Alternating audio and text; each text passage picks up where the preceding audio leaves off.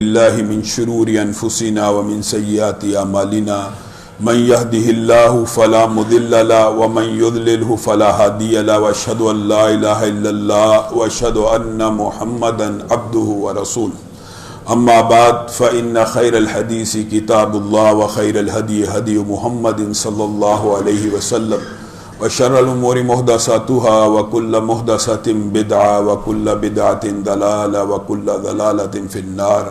اعوذ باللہ من الشیطان الرجیم ونضعنا ما في صدورهم من غل اخوانا على سرر متقابلین. تمام قسم کی تعریفات اور حمد و ثنا اللہ مالک الملک کے لیے ہیں جو تمام کائنات کے خالق مالک اور رازق ہیں، جو اپنے بندوں پر بے شمار انعامات کرنے والے ہیں، جو ہمیشہ سے ہیں اور ہمیشہ ہی رہیں گے، نہ جن کی ذات میں کوئی شریک ہے نہ جن کی صفات میں کوئی شریک ہے. حمد و ثنا کے بعد لاکھوں کروڑوں درود و سلام ہوں اس ہستی اقدس و مقدس پر کہ جن کا نام نامی اور اسم گرامی حضرت محمد الرسول اللہ صلی اللہ علیہ وآلہ وسلم ہے، جنہیں تمام کائنات کا ہادی، رہنما، مقتدا، پیشوا، رہبر، امام بنا کر بھیجا، اور جن کے قلب اطہر پر اللہ رب العزت نے اپنی آخری کتاب حمید کو نازل فرمایا. حمد و ثنا اور درود و سلام کے بعد لاکھوں رحمتیں ہوں آپ کے صحابہ پر، امت کے تابعین پر، محدثین پر، مصنفین، مبلغین، واعظین پر، شہداء پر کہ جن کی وجہ سے اسلام ٹھیک اور مکمل حالت میں ہم تک پہنچا. معزز سامعین گرامی قدر، حضرت علی کی سیرت کے حوالے سے ہم ان کی تاریخ کے اندر سے ایک نہایت اہم باب آپ کے سامنے رکھنا چاہتے ہیں. حضرت علی، ان کی سیرت کا جب کوئی بندہ مطالعہ کرتا ہے، ابو بکر بھائی وہ سامنے والا شیشہ بند کریں، جب کوئی بندہ مطالعہ کرتا ہے تو اس نتیجے پہ پہنچتا ہے کہ حضرت علی بہت بڑے اللہ رب العزت سے ڈرنے والے اور بہت بڑے عالم بھی تھے. حضرت علی کے بعض اقوال ایسے ہیں، قبل اس کی کہ میں تاریخ کے اس واقعے کی طرف جاؤں، مطالعہ کرتے کرتے حضرت علی کا ایک قول نظر سے ایسا گزرا کہ اگر یوں کہا جائے کہ اسلام کی ٹوٹل تبلیغ کو، اسلام کے ٹوٹل مقصد کو، تخلیق کے سارے مقصد کو اس ایک جملے کے اندر سمویا جائے تو اللہ کی قسم حضرت علی کا قول کافی ہے. حضرت علی فرماتے ہیں انسان سو رہے ہیں، میں اور آپ دنیا میں جتنے بھی انسان ہیں اس دنیا کے اوپر موجود ہیں وہ سو رہے ہیں. موت کا پہلا جھٹکا انہیں جگا دے گا، موت کی پہلی سیڑھی ان کی آنکھوں کو کھول کے رکھ دے گی. یہ دنیا، اگر آپ قرآن پاک کا مطالعہ کریں، احادیث کا مطالعہ کریں، سمجھ آتی ہے. کبھی قرآن میں آتا ہے یہ دنیا سراب ہے. سراب کیوں؟ سراب ایسی حقیقت کو کہتے ہیں جو اصل میں واقع نہیں ہوتی. انسان سمجھتا ہے صحرا کے اندر وہ دور پانی یا پانی ہوتا نہیں. اس دنیا کو میں اور آپ سمجھتے ہیں یہی زندگی ہے. نہیں، حضرت علی نے کہا اللہ کی قسم یہ زندگی نہیں، یہ تو تم لوگ سو رہے ہو. آنکھ اس وقت کھلنی ہے جس ٹائم موت کی پہلی گھڑی آنی ہے، موت کا پہلا جھٹکا آنا ہے. میرے بھائیو، آج ایک بہت بڑے بریگیڈیئر نے، فوج کا ملازم خودکشی کر لی. اسد منیر نے. خودکشی لوگ کیوں کرتے ہیں آپ کو پتا؟ کیا مقصد ہوتا ہے؟ خودکشی اس لیے کی جاتی ہے اس دنیا کے غموں سے نجات مل جائے، اس دنیا کی پریشانیوں سے، اس دنیا کی مصیبتوں سے، اس دنیا کی آزمائشوں سے. جب کوئی بندہ حد سے زیادہ تنگ آ جاتا ہے، کہتا ہے اس دنیا سے کوچ کر جاتا ہوں، مر جاؤں گا تو سکون آ جائے گا. نہیں نہیں، اللہ کی قسم آج میں اور آپ اس دنیا میں جس سکون کی نیند سوتے ہیں، جس آرام کی نیند سوتے ہیں، جو لمحات سکون اور آرام کے میسر آتے ہیں، خدا کی قسم اگر ہم اپنے ساتھ آنے والی زندگی کے اندر کچھ نیک اعمال لے کے نہ گئے، اس طرح کی نیند بھی میسر نہیں آنی. ایک ایسی دنیا میں قدم رکھ دیا جانا ہے جدھر نیند نہیں، جہاں پہ ختم زندگی کا نہ ختم ہونے والا ایک اتنا لمبا سلسلہ ہے. انسان تھک جائے، انسان ہار جائے. انسان کو اگر یہاں سے اس دنیا سے مال لے کے نہیں گیا، اس دنیا سے آسانیاں لے کے نہیں گیا، اور لوگوں کیا ہو گیا ہے؟ مجھے اور تمہیں کلمہ ہم نبی کا پڑھتے ہیں، ہم نبی کا کلمہ پڑھتے ہیں، ہمیں نبی کریم صلی اللہ علیہ وسلم نے اللہ کی خبر دی، ہمیں بتلایا، جبریل امین آئے، یہ پیغام لے کے آئے۔ اور بتاؤ حضرت عمر اللہ کی قسم عمیر کو دیکھ کے رویا کرتے تھے، عمیر کی سادگی کو دیکھ کے ایک دفعہ قبر نبی اور حضرت ابو بکر کی قبر کی طرف منہ کر کے رونا شروع ہو گئے۔ اے اللہ مجھے رسوا نہ کرنا، مجھے اپنے ان دونوں بھائیوں سے پیچھے نہ رکھنا، یہ جس طرح زندگی گزار گئے ہیں کہیں ایسا نہ ہو وقت گزر جائے، عمر دنیا کے اندر مشغول ہو جائے، ان دونوں کے سامنے شرمندہ ہو جائے۔ لوگوں اللہ کے سامنے تو کھڑا ہونا ہی ہے، اللہ کے سامنے تو ایک دن آنا ہے، میں نے آپ نے دنیا کے ہر شخص نے اس کے سامنے کھڑا ہونا ہے۔ لیکن سچے دل سے بتاؤ اس آمنہ کے لال کے سامنے آج جتنے یہاں بیٹھے ہیں کس کے اندر ہمت ہے کہ نبی کریم صلی اللہ علیہ وسلم کا سامنا کر سکے؟ کیا میرے اور آپ کے اعمال ایسے ہیں؟ علامہ اقبال نے اسی لیے کہا تھا تو غنی از ہر دو عالم من فقیر، روز محشر عذر آئے من پذیر۔ اللہ تو روز محشر ہمارا حساب لے گا، تو دو جہانوں کا مالک ہے، اگر ہمارا حساب لینا ناگزیر ہو جائے تو اتنی رحمت کرنا کہ نبی کریم صلی اللہ علیہ وسلم کے سامنے ہمارا حساب نہ لینا۔ اور لوگوں کلمہ جس نبی کا پڑا ہے، کل قیامت کے دن کیا میری اور آپ کی اعمال کے اندر اتنی پختگی ہے ہم اس نبی کا سامنا کر سکیں؟ ہم ابو بکر و عمر کا سامنا کر سکتے ہیں؟ ہم دعا تو کرتے ہیں اللہ ہمیں صلحاء کے ساتھ، انبیاء کے ساتھ، صدیقین کے ساتھ، نیک لوگوں کے ساتھ اٹھائے، لیکن صدق کے دل سے بتاؤ کیا ہم اس قابل ہیں کہ ہم ابو بکر و عمر، عثمان و علی کی صف میں کھڑے ہو جائیں؟ کیا ہم نبی کریم صلی اللہ علیہ وسلم کا سامنا کر سکتے ہیں؟ آج اللہ کی قسم آپ اپنے گھروں کا صرف جائزہ لیں، صرف مثال دینے کے لیے کہہ رہا ہوں، ایک بہت بڑا عالم آپ کے گھر آ رہا ہو، آپ کیا کرتے ہیں؟ ٹی وی کو چھپا دو، اخبار کے اوپر جو تصاویر ہیں ان کو پیچھے کر دو، جو میگزین ہے ان کو چھپا دو۔ یہ ایک عام عالم کی بات ہے، اور نبی کریم صلی اللہ علیہ وسلم اگر مجھے اور تمہیں ان حالات میں دیکھ لیں، ہمارے بیوی بچوں کے پردے کو، ہماری نمازوں کو، ہمارے اعمال کو، اپنے گریبانوں میں جھانکنے کی ضرورت ہے۔ حضرت علی کا یہ قول ایک قول فیصل کی حیثیت رکھتا ہے، پوری زندگی کا خلاصہ ہے۔ لوگ سو رہے ہیں، اس دن جاگ اٹھیں گے جس دن موت کا پہلا لمحہ آئے گا، موت کی پہلی ہچکی آئے گی۔ لوگوں سیرت علی کے اندر بہت افسوسناک جو باب ہے وہ جنگ جمل کا ہے، اور اس کو مبالغے کے ساتھ، غلط بیانی کے ساتھ، کذب بیانی کے ساتھ معاشرے میں اس قدر پھیلایا گیا ہے۔ کس وجہ سے؟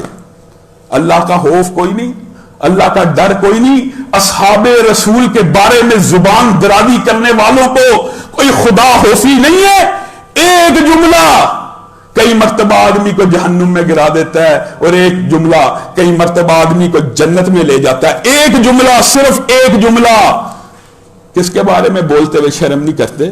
ان صحابہ کے بارے میں کہ جن کے بارے میں نبی کہتے ہیں یہ آدھ مٹھ صرف گندم اور جو خرچ کر دیں تم اور میں احد پہاڑ جتنا سونا چاندی ہیرے جواہرات دنیا کا سارا خزانہ جمع کر کے خالص انفاق فی سبیل اللہ بغیر ریا کی نیت سے، خلوص نیت سے اللہ کی راہ میں خرچ کر دیں، احد پہاڑ جتنا، یعنی 9 کلومیٹر طویل، اونچا، لمبا، اتنا خزانہ پہلے تو دنیا میں پتہ نہیں کسی کے پاس ہے کہ نہیں، اگر آ بھی جائے وہ خرچ بھی کر دے تو کسی صحابی کی آدھ مٹھ گندم کا مقابلہ نہیں کر سکتا۔ ان صحابہ کے بارے میں جو الزام تراشی، جو جسنام بازی کی جاتی ہے، ان کی جو وجوہات ہیں آپ کے سامنے سیرت علی میں کئی خطبات سے رکھ لوں، لیکن یہ باب سب سے زیادہ اہم ہے۔ اس باب کے حوالے سے سب سے زیادہ امی عائشہ کے اوپر، حضرت طلحہ و زبیر کے اوپر، اصحاب رسول کے بارے میں دکھ ہوتا ہے، کہتے ہوئے افسوس ہے یہ کیسا نظریہ ہے، کہ کیسا باطل فلسفہ ہے۔ نبی کریم صلی اللہ علیہ وسلم کے جناب تینوں سسر برے، نعوذ باللہ۔ سسر کون ہے؟ ابو بکر و عمر۔ تیسرے سسر کون ہے؟ ابو سفیان۔ تینوں نعوذ باللہ برے۔ اللہ کی قسم سارے دنیا کے ولی اکٹھے ہو جائیں، ساری دنیا کے تابعین اکٹھے ہو جائیں، ابو سفیان کے پاؤں کی انگلی کا مقابلہ نہیں کر سکتے۔ یہ صحابہ کی شان اور عظمت ہے، اس کے اوپر اجماع امت ہے۔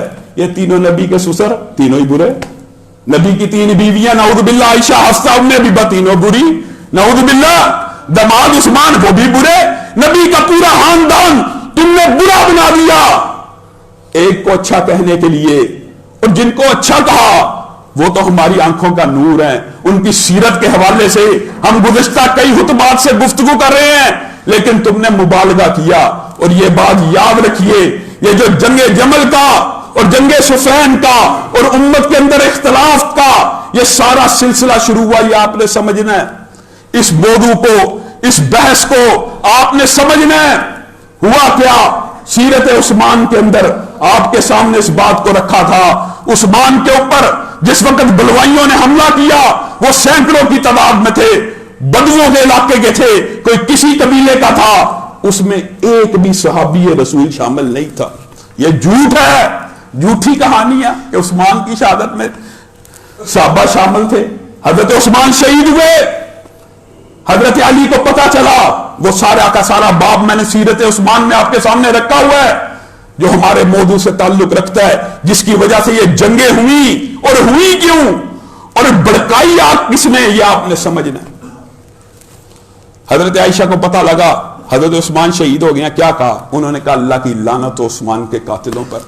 عثمان تو وہ ہیں، عثمان کے فضائل بیان کرتے کرتے امی عائشہ یہاں تک پہنچی، عثمان تو وہ ہیں کہ جن کے شہید ہونے کی اطلاع کے اوپر نبی کریم صلی اللہ علیہ وسلم نے ایک شجر کے نیچے بیعت کو منعقد کیا۔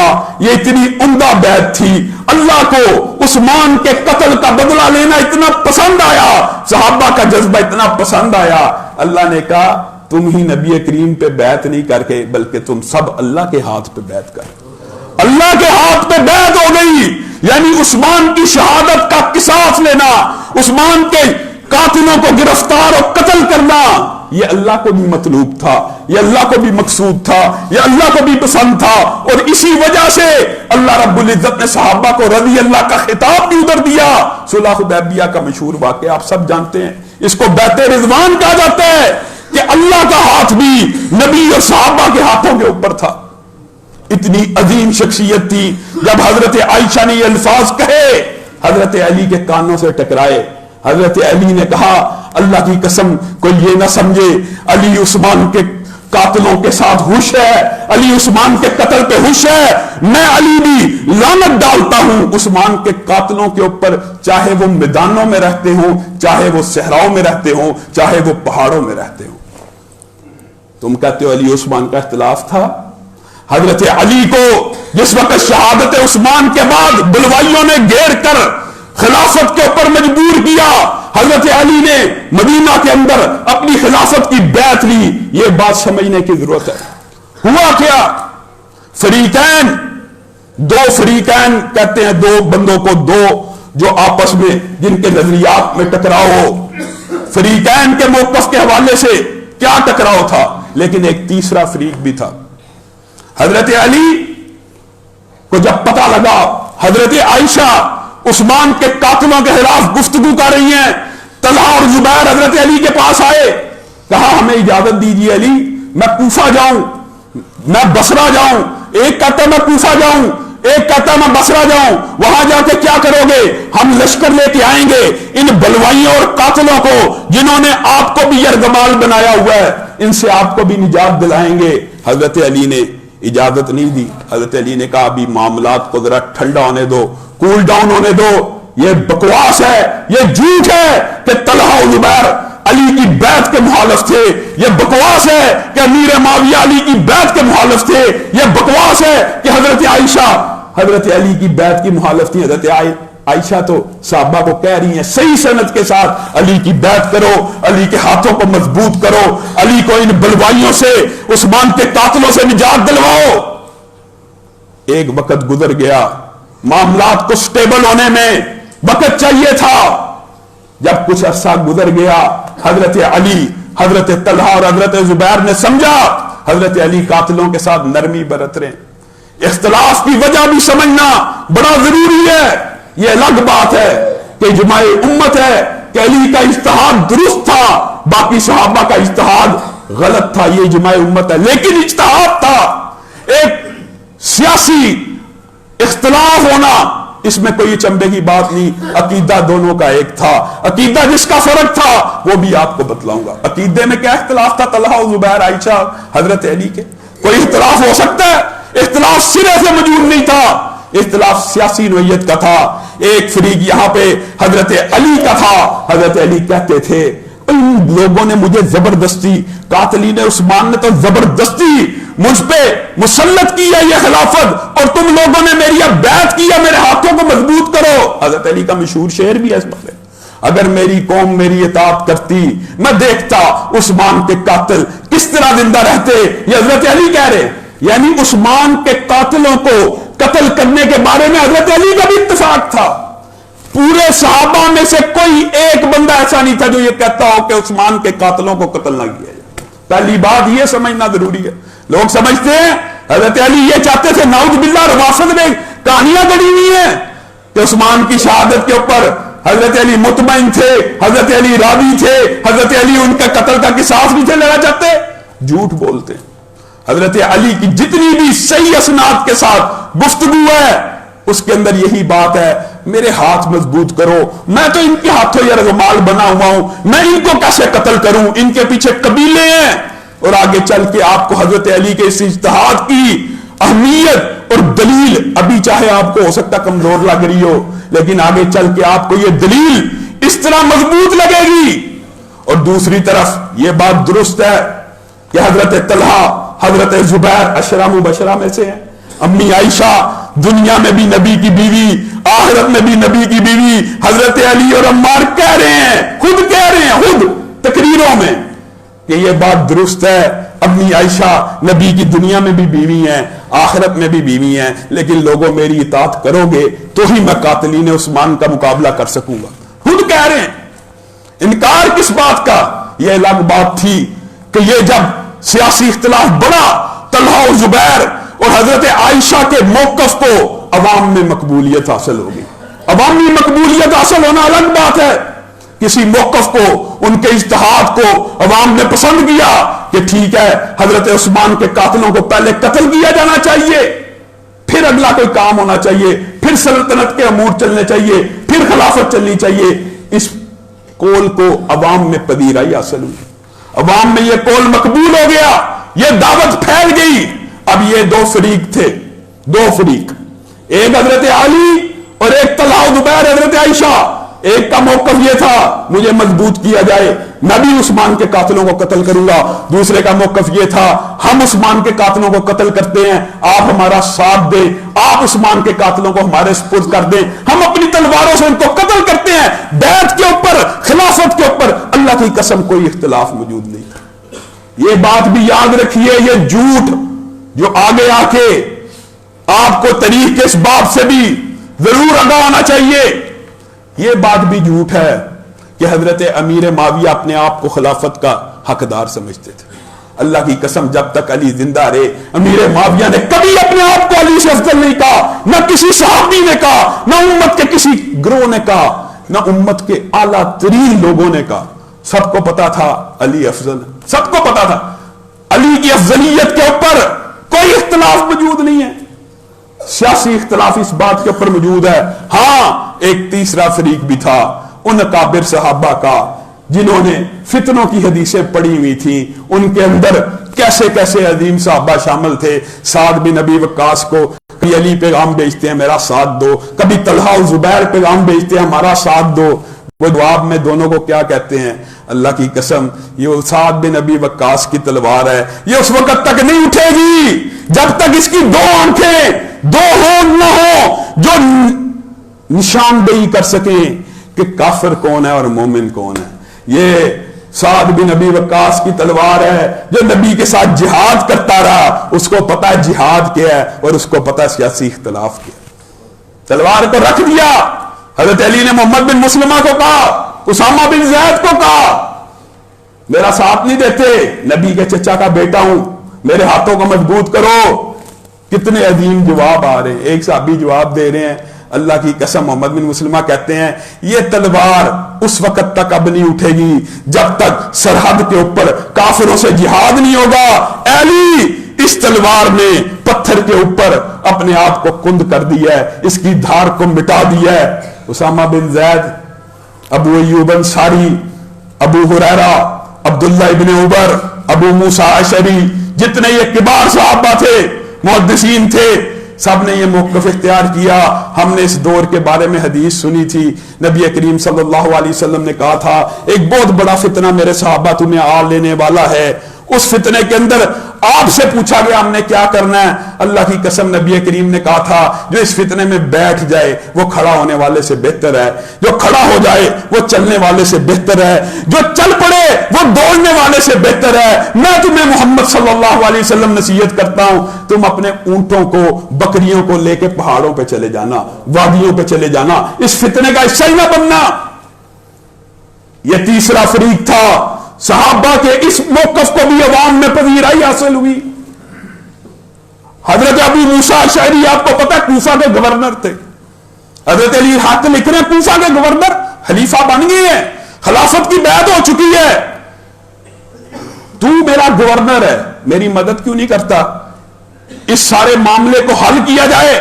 سنا ایک مرتبہ بھی حضرت علی نے یا حضرت عائشہ نے یہ کہا ہو, ایک مرتبہ بھی حضرت علی نے کہا ہو یا چاہا ہو کہ میں امی عائشہ کو قتل کر دوں گا یا طلحہ و زبیر کو قتل کر دوں گا, یہ آگے باتیں آئیں گی آپ کو پتہ لگ جائے گا. ایک مرتبہ نہیں کہا, اور نہ امی عائشہ نے ایک مرتبہ کہا. کیا کہا اصلاح کرنی ہے, عثمان کے قاتلوں کو گرفتار کرنا ہے. ابو موسیٰ اشعری کو حضرت علی پیغام بھیج رہے ہیں کہ میرے پاس دستے بھیج, ہم طلحہ و زبیر سے مذاکرات اصلاح معاشرہ کا کوئی اصول طے کریں.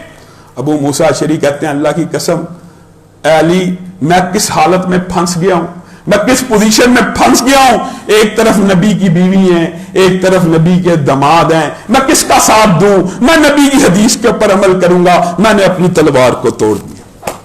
یہ صحابہ کا ایک گروہ یہ بھی تھا جس کو اگنور کر دیا جاتا ہے جی صحابہ کے دو گروہ تھے, ایک اس طرف تھا ایک اس طرف تھا. نہیں, 10,000 سے زائد صحابہ ایک بالکل الگ موقف کے حامل تھے. وہ کہتے تھے آپس میں لڑنا نہیں, آپس میں صلح کرنی ہے. پھر انہی صحابہ کی وجہ سے صلح بھی ہوئی, لیکن اس سے پہلے جو اہم واقعہ ہوا جس کی وجہ سے حضرت علی کوفہ کی طرف کوچ کر گئے, اس واقعے کی جو پس منظر ہے وہ یہ ہے کہ امی عائشہ نے حضرت طلحہ اور زبیر کے ساتھ ارادہ کیا ہم بصرہ جاتے ہیں. بصرہ کے اندر عثمان کے قاتلین میں سے 700 کے قریب افراد تھے. بصرہ کے اندر اکیلے عثمان کے قاتلین کے حوالے سے یہ بھی میں آپ کو بتاؤں کہ حضرت عثمان کے قاتل نامزد چند لوگ نہیں تھے بلکہ قبائل تھے, بلوائی تھے. مختلف علاقوں کے قبیلوں کے لوگوں کو عبداللہ ابن سبا نے متحرک کیا تھا. عبداللہ ابن سبا نے 3 نظریات اس وقت ان سازشیوں میں ان قاتلوں میں پھیلائے تھے. پہلا نظریہ علی وصی رسول ہے, علی رسول اللہ صلی اللہ علیہ وسلم کے وصی ہیں, وارث ہیں. آپ کو پتہ ہے نبی کریم صلی اللہ علیہ وسلم نے کہا تھا نبیوں کا انبیاء کا ترکہ درہم اور دینار نہیں ہوتا, اور نبی کریم صلی اللہ علیہ وسلم نے اپنا وصی اس طرح کسی کو مقرر نہیں کیا. عبداللہ ابن سبا یہودی تھا, اسلام کا چوغا اوڑھ کر اسلام کو ضرب پہنچانے کے لیے مسلمانوں میں انتشار پھیلاتا رہا. پہلا فتنے کا بیج یہ بویا. دوسرا کہا عیسیٰ کا تم کہتے واپس آ سکتے ہیں تو محمد رسول اللہ صلی اللہ علیہ وسلم واپس کیوں نہیں آ سکتے؟ عیسیٰ کو تم مانتے ہیں, عیسیٰ نبی سے کم تر نبی ہیں, اگر وہ واپس آ سکتے ہیں تو محمد علی کی شکل میں واپس کیوں نہیں آ سکتے؟ تیسرا عقیدہ یہ بنایا علی رب ہے. عثمان نے خلافت کے اوپر ڈاکہ ڈالا ہوا ہے نعوذ باللہ. حضرت عثمان کے سارے قتل کی سازش اس عبداللہ ابن سبا نامی یہودی نے, اور یہی وہ بلوائیوں میں شامل تھا. اور حضرت علی آخر تک ان لوگوں سے کنارہ کش ہونے کی کوشش کرتے رہے, حتیٰ کہ جس وقت حضرت عائشہ بصرہ کی طرف کوچ کر کے گئی ہیں, وہاں جب پہنچی ہیں حضرت عائشہ, وہاں پہ طلحہ اور زبیر اور حضرت عائشہ کی تقریریں صحیح سند کے ساتھ موجود ہیں. ہم اصلاح کی نیت سے آئے ہیں, ہمارا مقابلہ صرف عثمان کے قاتلین کریں، ہم عثمان کے قاتلوں کے علاوہ کسی کو ہاتھ نہیں لگانا چاہتے۔ حضرت عائشہ کہہ رہی ہیں ہم جنگ نہیں چاہتے۔ عثمان ابن حنیف کے بارے میں جھوٹ بولتے ہو۔ حضرت عثمان اس وقت بصرہ کے گورنر تھے، ان کے بارے میں یہ رافضیوں نے کہانی بنائی ہوئی ہے کہ حکیم بن جبلہ کو حضرت عثمان نے بھیجا تھا کہ امی عائشہ کا سر لے کے آؤ۔ اللہ کی قسم کوئی بھی صحابی اس غلط کام میں، اس جنگ میں اس طرح شامل ہوا ہی نہیں۔ یہ صحابہ کے کردار کو پامال کرنے کے لیے کیا جاتا ہے۔ ہاں حکیم بن جبلہ جو حضرت عثمان کے بڑے قاتلوں میں سے تھا، جب امی عائشہ اور طلحہ و زبیر کا لشکر دیکھا اپنے ساتھیوں کے پاس دوڑا، ہماری کمبختی کا وقت آ چکا ہے۔ عثمان بن حنیف کی آڑ میں، بصرہ کے گورنر کی آڑ میں ان باغیوں کے خلاف ہمیں جنگ کرنی چاہیے۔ عثمان بن حنیف کے آرڈر کے بغیر حکیم بن جبلہ، اس کو بعض لوگوں نے حکیم بھی کہا لیکن اصل اس کا تلفظ حکیم ہے، حکیم بن جبلہ۔ دیکھیے یہ فرق ہے، امت کے اندر اختلافات موجود ہیں، اس کا اعتراف کرنا چاہیے۔ کچھ لوگوں کا ہیرو ابو لولو فروغ المجوسی ہے جسے بابا شجاع کہہ کے اس کا عرس منایا جاتا ہے، اور کچھ لوگوں کے ہیرو حضرت عمر ہیں، کچھ لوگوں کا ہیرو حکیم بن جبلہ ہے۔ سارے روافض اس بات پہ متفق ہیں، یہ جو قاتل عثمان بدبخت ملعون تھا، اس کے بارے میں سارے روافض کیا کہتے ہیں؟ یہ شیعان علی میں سے تھا، یہ حضرت علی کا صحابی تھا اور حضرت علی کا قریبی دوست تھا۔ اس خبیث نے عثمان بن حنیف کی اجازت کے بغیر امی عائشہ اور طلحہ اور زبیر کے لشکر پہ حملہ کیا، 20 لوگوں کو قتل کیا۔ حضرت طلحہ اور زبیر کہتے رہے تلوار سے صرف دفاع کرو، جوابی وار نہیں کرنا، تلوار سے صرف دفاع کرو، جوابی حملہ نہیں کرنا۔ ایک بندے کو جوابی حملہ نہیں کیا، پوری رات گزر گئی ایک بندے کے۔ اگلے دن ان سازشیوں کو پتا چل گیا کہ اگر یہ معاملہ مؤخر ہوا، یہ جنگ جمل سے پہلے کا واقعہ ہے جو اصل میں جنگ جمل کا سبب بھی بنا۔ یہ حکیم بن جبلہ اگلے دن نعوذ باللہ امی عائشہ کے بارے میں زبان درازی کرنے لگا۔ بصرہ کے لوگوں نے کہا بکواس بند کر، کل رات تو نے بہت فتنہ پھیلایا ہے، آج ہم تیرے فتنے کو نہیں چلنے دیں گے۔ پھر اس وقت جب وہ بدبخت آگے بڑھا اپنے ساتھیوں کے ساتھ اس لشکر پہ حملہ کیا تو امی عائشہ نے اجازت دی، طلحہ و زبیر نے اجازت دی، ہاں قاتلین عثمان ہمارے سامنے کھڑے ہو جائیں، جو عثمان کا قاتل نہیں ہے وہ یہاں سے چلا جائے۔ ساتھ یہ اعلان کر رہے تھے اور میرے ساتھیوں، میرے بھائیوں، جو دوڑ جائے اس کا تعاقب نہیں کرنا، جو زخمی ہو جائے اس کو قتل نہیں کرنا، صرف عثمان کے قاتلوں کو چن چن کے گرفتار کرنا ہے، ان کو قتل کرنا۔ پھر اللہ کے فضل و کرم سے اس جنگ کے اندر صرف بصرہ کے اندر جو 700 قاتل عثمان کے موجود تھے، اقرار کرتے تھے اور اپنے آپ کو میڈل دیتے تھے، تمغہ دیتے تھے، ہم عثمان کے قتل میں شامل ہیں، ان میں سے 699 اس جنگ میں واصل جہنم ہو گئے۔ ایک بچ گیا۔ یہی وہ وجہ ہے جس کے اوپر پھر امت کا اجماع ہوا کہ حضرت علی کا موقف درست تھا۔ جو ایک بچا اس کے تعاقب میں طلحہ اور زبیر گئے، وہ کس سے تعلق رکھتا تھا؟ بنی سعد سے، بہت بڑا قبیلہ۔ جب اس کو گرفتار کرنے کی کوشش کی گئی، وہ 6000 سے زیادہ جنگجوؤں کا قبیلہ تھا، وہ کھڑا ہو گیا، کہا تم نے جو کرنا تھا کر لیا، اس بندے کو ہم ہاتھ نہیں لگانے دیں گے۔ حضرت طلحہ اور زبیر، حضرت عائشہ نے بصرہ کے معاملات اور حکومت کو کنٹرول کیا، حضرت عثمان بن حنیف کو گرفتار کیا، اللہ کی قسم قتل نہیں کروایا۔ صحابی رسول تھے، بصرہ کے گورنر تھے، اتنی بڑی جنگ ہو گئی، اس کی پداش میں قتل کروایا؟ نہیں، صحابہ کا یہ طرز عمل ہی نہیں تھا، گرفتار کر لیا۔ اس وقت بصرہ کے سارے معاملات طلحہ و زبیر نے اپنے کنٹرول میں لے لیے۔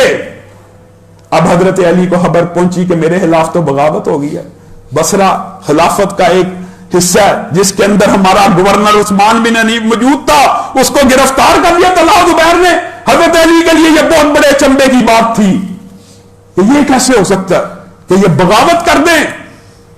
یہ واقعہ سارے کا سارا حکیم بن جبلہ کی وجہ سے ہوا۔ پھر حضرت علی نے اور کابر صحابہ نے طلحہ و زبیر کی طرف قاصد بھیجے کہ پوچھا جائے آپ کیا چاہتے ہیں؟ حضرت طلحہ اور زبیر کے پاس کون آئے؟ حضرت قعقاع بن عمر التمیمی، یہ صحابی رسول ہے، آ کے کہتے ہیں کیا چاہتے ہیں؟ کہا صلح چاہتے ہیں، اصلاح چاہتے ہیں، عثمان کے جتنے قاتل باقی ہیں ہمارے حوالے کیا جائے، ہم اس کو قتل کریں گے، علی کی خلافت کے اوپر، علی کی بیعت کے اوپر ہمارا سرے سے کوئی اختلاف موجود نہیں، نہ ہم خلیفہ بننا چاہتے ہیں نہ ہمیں اقتدار چاہیے، ہمارا مطالبہ صرف یہ۔ حضرت قعقاع واپس حضرت علی کے پاس آئے، کہا ان کا تو مطالبہ صرف یہ ہے۔ حضرت علی نے کہا ان کو پیغام بھیجو، اگر تم میرے سے مل جاؤ گے میں علی تمہیں گارنٹی دیتا ہوں سب سے پہلے عثمان کے قاتلوں کو قتل کیا جائے گا۔ میں بھی صلح چاہتا ہوں، تم بھی صلح چاہتے ہو۔ اب حضرت عائشہ اور طلحہ اور زبیر کے پاس یہ دوبارہ آتے ہیں، اس ساری صلح کے مذاکرات میں اکابر صحابہ بھی شامل تھے، وہ بار بار آ رہے ہیں، پیغام رسانی ہو رہی ہے۔ وہاں پہ بصرہ کے لوگوں کی موجودگی میں حضرت قعقاع بن عمر التمیمی نے ایک عظیم الشان تقریر کی، کہا طلحہ و زبیر اگر تم اپنے مطالبے میں سچے ہو تو بنی سعد کا وہ عثمان کا قاتل کہاں ہے؟ بنی سعد کا عثمان کا وہ قاتل کہاں ہے جس کو تم نے چھوڑ دیا؟ کس وجہ سے چھوڑا ہے؟ وہ قبیلہ بڑا طاقتور ہے۔ ہاں، علی کا کیا موقف ہے؟ علی کا بھی تو یہی موقف ہے کہ یہ جو میرے ارد گرد سینکڑوں قبائل کے عثمان کے قاتل ہیں، یہ بڑے مضبوط اور طاقتور ہیں، مجھے مضبوطی فراہم کرو۔ تم ایک بندے کو چھوڑ دیتے ہو کہ وہ مضبوط ہے اور علی کے سارے اجتہاد کو غلط کہتے ہو۔ اللہ کی قسم یہ وہ لمحہ تھا، طلحہ و زبیر نے اپنی نظروں کو گرایا، امی عائشہ نے اپنی نظروں کو گرایا، کہا علی کا اجتہاد درست معلوم ہوتا ہے، علی کا اجتہاد درست معلوم ہوتا ہے۔ اگر علی ہمیں گارنٹی دیں کہ وہ عثمان کے قاتلوں کو قتل کر دیں گے، ہم گارنٹی دیتے ہیں ہم ان کے ساتھ اپنے لشکروں کو ملائیں گے، آپ انہیں لے آئیے، صلح ہو جائے گی۔ صلح کی بات مکمل فائنل ہو گئی، ساری کی ساری بات طے ہو گئی، اور یہ نیت حضرت علی کی جو جنگ جمل کے حوالے سے بکواس کی جاتی ہے، حضرت علی جنگ کرنے کی نیت سے گئے ہیں، حضرت علی بس کوفہ کی طرف کوچ کرنے سے پہلے، بصرہ کی طرف کوچ کرنے سے پہلے اپنے لشکر کے لوگوں کو کیا کہہ رہے ہیں؟ الحمدللہ علی مضبوط ہو رہا ہے۔ پتہ لگ گیا طلحہ و زبیر مسلمانوں کا دوسرا فریق مجھ سے صلح کر لے گا، علی مضبوط ہو جائے گا۔ حضرت علی نے کہا میرے لشکر میں کوئی بندہ عثمان کا قاتل نہ جائے، میں ان سے صلح کرنے کے لیے جا رہا ہوں۔ عبداللہ ابن سبا اور وہ 12 منافق باقی قاتلوں کو حضرت علی نے چھانٹ چھانٹ کے علیحدہ کیا، یہ حضرت علی کے لشکر کے ساتھ رہے، انہوں نے آپس میں میٹنگ کی، اب ہماری بدبختی اور کمبختی کا وقت آ چکا ہے، یہ تو دونوں فریقین آپس میں صلح کو تیار ہو گئے ہیں، اب تو ساری تلواریں ہمارے پہ اٹھیں گی، اب کیا بنے گا؟ یہ وہ بات ہے، یہ وہ بات ہے، یہ وہ لمحات ہیں جن کو آپ سے چھپایا جاتا ہے۔ روافض کی ساری کی ساری جھوٹی اور من گڑت داستانیں اس کے اوپر ہیں، اور سٹوریاں کی ہیں۔ حقیقت بات یہ ہے حضرت علی جو بات اصل ہے، ہم ابھی بھی کہہ رہے ہیں حضرت علی کا اجتہاد مضبوط نظر آتا ہے، امت کا اس بات کے اوپر اتفاق ہے ان کا اجتہاد مضبوط تھا، لیکن عوامی پذیرائی نہیں تھی۔ حضرت علی جس وقت مدینہ سے نکلے ہیں ان کے ساتھ صرف 700 لوگ تھے۔ حضرت علی نے صحابہ سے شکوہ کیا کہ تم اپنی تلواروں کو کند کر چکے ہو، تم اپنی تلواروں کو نیام میں ڈال چکے ہو، علی کو اکیلا چھوڑے ہو، میرے ساتھ نکلو۔ صحابہ نے حضرت علی کے بھی موقف کے، یہ وہ صحابہ ہیں جو دونوں طرف کا ساتھ نہیں تھے دے رہے۔ حضرت علی نکلے، یہ الگ بات ہے، رستے کے اندر عمار نے، حضرت علی نے پیغامات تقریریں کی جس کی وجہ سے بالآخر حضرت علی کے قافلے کی اور لشکر کی تعداد 12,000 تک پہنچ گئی۔ جب وہ بصرہ میں اترے ہیں تو ان کے لشکر کی تعداد کم و بیش 12,000 کے قریب ہے۔ اسی طرح طلحہ و زبیر کے لشکر کی تعداد 14-15,000 کے قریب ہے۔ اب یہ دونوں ملا کے تعداد کتنی بنتی ہے؟ 25-26,000۔ اور روافض ماشاءاللہ ان کی کتابوں میں لکھا ہے جنگ جمل اکیلے میں 40,000 صحابہ شہید ہو گئے۔ جھوٹ بولتے ہیں، سب سے زیادہ صحابہ اجماع امت ہے جنگ یرموک اور قادسیہ میں شہید ہوئے ہیں، 3,000 اور 5,000۔ اس کے علاوہ یہ سب سے زیادہ تعداد ہے۔ جنگ جمل صبح ظہر سے لے کے عصر تک لڑی گئی، یہ کتنی کو بڑی جنگ تھی جس میں اتنے ہزار لوگ شہید ہوئے ہوں۔ جھوٹ بولا جاتا ہے۔ یہ بھی واقعہ کیا ہوا، صلح کی ساری باتیں طے ہو گئی، سارے مذاکرات فائنل ہو گئے، رات کو دونوں لشکر آمنے سامنے سو گئے۔ عبداللہ ابن سبا نے اپنے 12 منافق ساتھیوں کو اس بات کا حکم دیا، تم نے طلحہ و زبیر کے میمنے میسرے اور جنگ کے مختلف جو سکیم ہوتی ہے، سپہ سالار جو سکیم تعین کرتا ہے، اس حوالے سے بیک وقت 12 جگہ پہ حملہ کرنا۔ یہ سپاہی تھے جنہوں نے طلحہ و زبیر اور امی عائشہ کے لشکر پر رات کے اندھیرے میں حملہ کیا، اور طلحہ و زبیر نے کہا یہ کیا ہوا؟ سپاہیوں نے جو حملہ کر رہے ہیں کہتے ہیں ہمیں علی نے بھیجا ہے، نعوذ باللہ، ہمیں علی نے بھیجا ہے۔ یہ جھوٹے، یہ منافق تب سے جھوٹ بولتے آ رہے ہیں، آج تک ان کا جھوٹ ختم ہی نہیں ہو رہا۔ اب حضرت طلحہ و زبیر حکم دے رہے ہیں علی نے بھی بھیجا ہے، ہم صرف دفاع کریں گے، جوابی جنگ نہیں کریں گے۔ تلواروں کے ساتھ تلواریں ٹکرائیں، حضرت علی ایک دم اٹھے، کہا یہ کیا ہوا؟ عبداللہ ابن سبا حضرت علی کے قریب کھڑا تھا، کہا طلحہ و زبیر نے وعدہ خلافی کیا، تم پہ حملہ کر دیا۔ یہ ساری وجوہات ہیں، اللہ کی قسم یہ تو آپس میں صلح کرنا چاہتے تھے، انہوں نے ان کی لڑائی کروائی۔ اور پھر صبح حضرت عائشہ نے دیکھا کہ اب سبائیوں کا وار چل گیا ہے، حضرت عائشہ نے صلح کی آخری ٹرائی کی، جس کی وجہ سے اس جنگ کو جنگ جمل کہا جاتا ہے۔ حضرت عائشہ نے کعب کو کہا قرآن اٹھاؤ، جنگ کی آگ بڑک اٹھی ہے، ایک ہی حل ہے، امی عائشہ پیچھے تھی، اس جنگ میں اتریں، سارے لوگ میرا حیا کریں گے، سارے لوگ میرا خیال کریں گے، جنگ ختم ہو جائے گی۔ اس وجہ سے اس جنگ کو جنگ جمل کہا جاتا ہے۔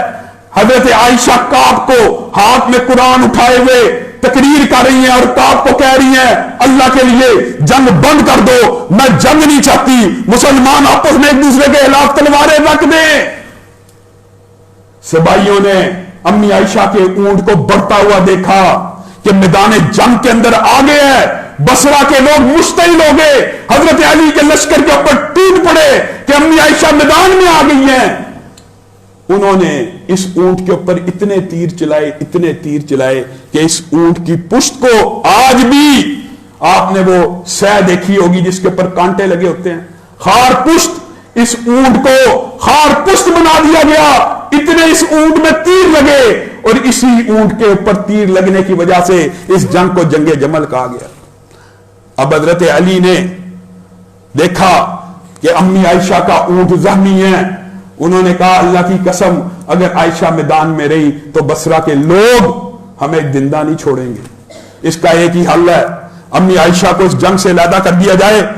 لوگوں تم نے قصے اور کہانیاں بنائی ہیں، حضرت عائشہ اور حضرت علی کا اختلاف تھا، آج یہاں پہ اگر حضرت علی حضرت عائشہ کو ہودج سے اٹھا سکتے تھے تو کیا انہیں قتل نہیں تھے کروا سکتے؟ اللہ کی قسم ارادہ ہی نہیں تھا، صرف اٹھوایا اور ان کے ہودج کو پیچھے کر دیا۔ جب امی عائشہ کا اونٹ پیچھے چلا گیا، گر گیا، اس کی کونچیں کٹ گئی، ہودج کو حضرت علی نے ایک سائیڈ پہ کر دیا، تو بصرہ کے لوگوں نے ہتھیاروں کو پھینک دیا۔ اس جنگ کے اندر صحیح سند اور روایات کے مطابق 700 لوگوں نے اپنی جان کو اللہ کی سپرد کر دیا۔ یہ اصل تعداد ہے، یہ جو 20,000 40,000 12,000 10,000 یہ سب جھوٹ ہے۔ اس وقت سپاہیوں اور خارجیوں نے جس وقت امی عائشہ کو کہ ہودج کو حضرت علی نے خیمے پہ پہنچایا، خارجی کھڑا ہوا، سپاہی کھڑا ہوا، کہا علی مال غنیمت کا کیا کرنا ہے؟ نعوذ باللہ، مال غنیمت کا کیا کرنا ہے؟ حضرت علی کھڑے ہوئے، ہاں مال غنیمت ہوتا ہے جنگوں کے اندر، مال غنیمت ہوتا ہے جہاد کے اندر، تم مجھے بتاؤ یہ تمہاری ماں ہے کہ نہیں؟ ماں ہے، کیا ان کو لونڈی بناؤ گے؟ سارے لوگ چپ ہو گئے، کہا اگر امی عائشہ لونڈی نہیں بنے گی تو مسلمانوں کی کوئی عورت لونڈی نہیں بنے گی۔ جتنا مال ہمارے قبضے میں آیا ہے، جتنا مال ہمارے قبضے میں آیا ہے، میں علی اعلان کرتا ہوں کوئی مسلمان اپنے مال کو پہچان لے اور لے جائے۔ حضرت علی کے لشکر کے اندر بعض لوگ قبضے کی ہوئی ایک ہانڈی کو پکا رہے تھے، حضرت طلحہ کے ایک لشکری نے اس ہانڈی کو اٹھایا، بقیوی کو. انہوں نے کہا یہ ہماری چیز تو دے جاؤ. اس نے پھینکا اور اٹھا کے لے گیا. ہاں اس جنگ کے اندر جو سب سے افسوسناک بات ہے وہ یہ ہے وقت کی کمی ہے. انشاءاللہ آئندہ آنے والے خطبے میں یہاں سے اپنی گفتگو کو شروع کریں گے. اللہ رب العزت جو کہا گیا جو سنا گیا اس کو سمجھنے کی توفیق عنایت فرمائے.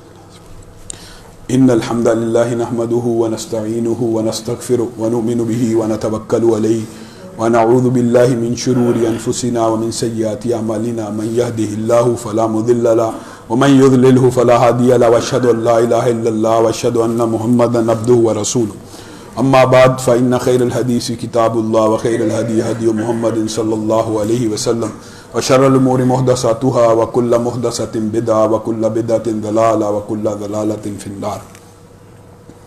معزز سامعین گرامی قدر، آج صرف وطن عزیز کے اندر نہیں بلکہ پوری دنیا میں الحاد، سیکولرزم، لبرلزم کا فتنہ اس طرح مسلمان امت کے اوپر جھپٹ رہا ہے کہ نبی کریم صلی اللہ علیہ وسلم کی وہ حدیث سامنے عمل میں نظر آ رہی ہے کہ ایک دور آئے گا تمہارے اوپر اس طرح قومیں ٹوٹ پڑیں گی جیسے بھوکے دسترخوان پہ ٹوٹتے.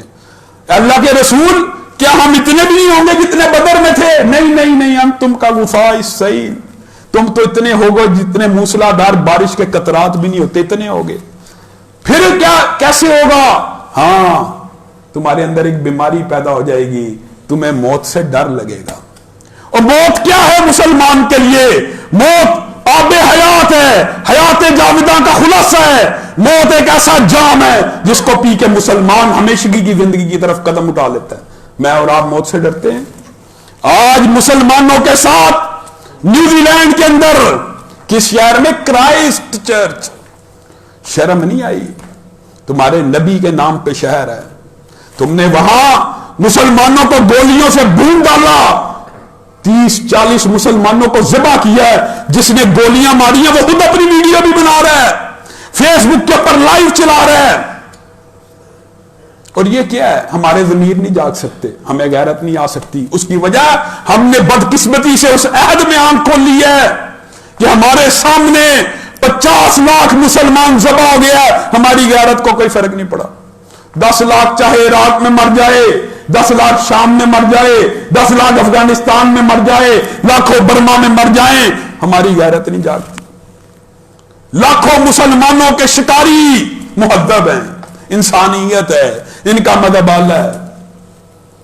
یہ جو مسلمانوں کا شکار کر رہے ہیں، یہ جس نے مارا نا آج لکھ لیجئے نہ اس کے مذہب کو دیکھا جائے گا یہ یہودی تھا، عیسائی تھا، نہیں جی یہ تو ذہنی مریض تھا. اور کبھی ایک مسلمانوں کے اندر، مسلمان ممالک میں سے کسی ملک میں ایسا واقعہ ہو جائے سارے ہی مسلمان دہشت گرد. یہ کہانیاں گڑی ہوئی ہیں، ہے جرم ضعیفی کی سزا مرگ مفاجات. جو کمزور قومیں ہوتی ہیں ان کو پھر جو مرضی کہہ دو، ان کی غیرت نہیں جاگتی. اسلام آباد کے اندر، کراچی کے اندر شرم نہیں آتی. اس امت کی بیٹیاں، جس امت کی بیٹیوں کو اللہ نے حکم دیا، کہتے ہیں جی مولوی نے حکم دیا، جی مولوی کہتا ہے عورت گھر سے نہ نکلے. وَقَرْنَ فِي بِيُوتِكُنَّ، اللہ کا حکم ہے، مولوی کا ہے. اللہ کہہ رہا ہے گھروں میں قرار پکڑو. یہ پلے کارڈ لے کے ایسے ایسے گندے نعرے لے کے معاشرے میں پھرتی رہی ہیں. یہ سیکولر لبرلزم سارے کا سارا عورت کو ایسے یوز کر رہا ہے. عورت کو اپنی قدر ہی نہیں رہی، عورت کو اپنی شناخت نہیں رہی. اور بے غیرتوں، بے شرموں، اگر ان کی نظر میں تمہارے کوئی حقوق ہوتے تو ان کے میگزینوں کے اوپر تمہاری تصویریں ہوتی. شو پیس بنا کے جائیے اٹھائیے. پاکستان کے اندر بھی جب بھی کوئی میگزین ہوگا اس کے سرے ورق کے اوپر، اس کے ٹائٹل کے اوپر ایک عورت کو مزین کر کے اس کی تصویر لگائی گئی ہوگی. یہ عورت کے حقوق ہے کہ یہ شو پیس ہے، یہ گائے بکری ہے، یہ بھینس بھیڑ ہے، یہ کیا ہے؟ 2 روپے کی چیز بیچنے کے لیے ان کو اشتہاروں میں نچوانے والوں، ان کو ہاتھوں میں پلے کارڈ تھمائے ہوئے ہیں، جی دوپٹہ تم لے لو۔ ان کو دوپٹہ اس لیے برا لگتا ہے، یہ چاہتی ہیں ہمارے بہن، ہمارے بھائیوں، ہمارے حامدوں، ہمارے بیٹوں، ہمارے باپوں کی آنکھوں کے اوپر دوپٹہ ہو جائے، پھر ہم جو چاہے گل کھلائے۔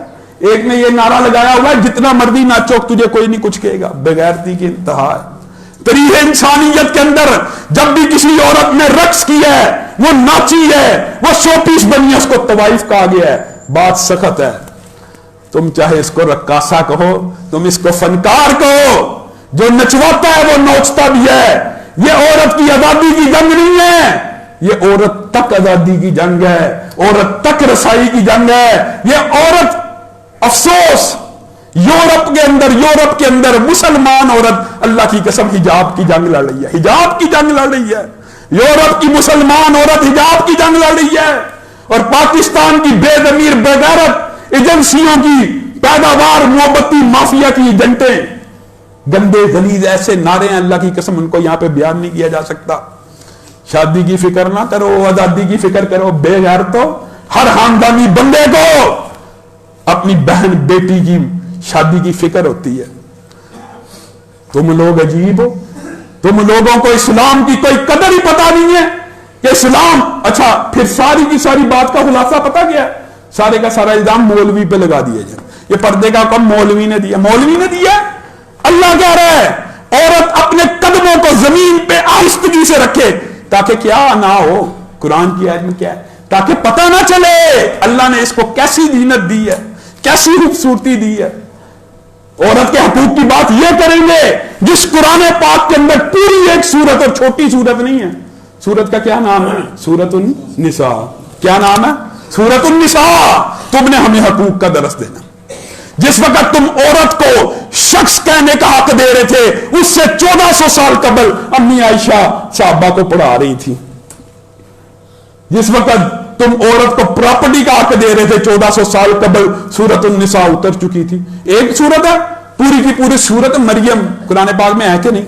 سورت مریم کس کے نام پہ؟ عورت کے نام پہ۔ یہ اسلام کے اوپر جتنے بھی الزام لگائے جاتے ہیں، یہ صرف عورت کی آڑ میں عورت تک رسائی کے یہ درندے اور بھیڑیے ہیں، ان کے عزائم خطرناک ہیں۔ ہم حکومت وقت سے بھی یہ مطالبہ کرتے ہیں کہ آج جو نیوزی لینڈ کے اندر یہ اندوہناک واقعہ ہوا ہے، اس کے اوپر صرف صدائے احتجاج کرنے کی ضرورت ہی نہیں۔ احتجاج کیسے کریں؟ احتجاج کرنے کی بھی ہمت نہیں ہے۔ اس قدر غلامی کے اندر ہم ہیں کہ غلامی میں بدل جاتا ہے قوموں کا ضمیر۔ ہمارے ضمیر ہی مردہ ہو گئے ہیں۔ جن کے ضمیر زندہ تھے انہوں نے مذاکرات کے اوپر، ان کی بیٹی نہیں بھی تھی تو کہا ہاں اگر امریکہ چاہتا ہے طالبان سے مذاکرات کرنا چاہتے ہو، ہاں جی عافیہ صدیقی کو رہا کرو۔ کون کی بیٹی ہے؟ افغانستان کی بیٹی نہیں ہے۔ اللہ رب العزت ہمارے حکمرانوں کو بھی ہدایت دے۔ سبحان ربک رب العزت عما یصفون وسلام